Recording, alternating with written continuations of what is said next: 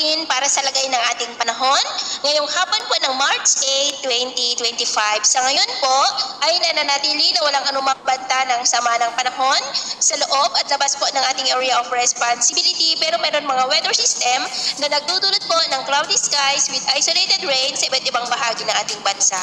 Amihan po ang nakakaapekto dito sa Northern Luzon at Central Luzon, habang ang shear line ay nag-extend dyan sa may Bicol region at easterlies ang umiiral lalo na sa silangan po ng Visayas at Mindanao. Ang amihan po ay posible yan na mamamaalam na bago po matapos ang buwan na ito. At sa ating long range forecast, consistent pa rin na walang bagyo na namamataan at tatawid po sa ating kalupaan for the next 2 weeks. At sa lagay ng ating panahon, ngayong hapon po ay nakakaranas ng cloudy skies with isolated rains ang malaking bahagi ng Northern Luzon mula Ilocos Region, Cordillera, Cagayan Valley, Central Luzon, Metro Manila, Calabarzon, Bicol Region, Mimaropa, maging po sa ilang bahagi ng Panay Island, Bacolod, Leyte, Samar Provinces, Surigao del Norte, Sulu Archipelago, Zamboanga Peninsula at ilang bahagi ng Northern Mindanao at Sultan Kudarat.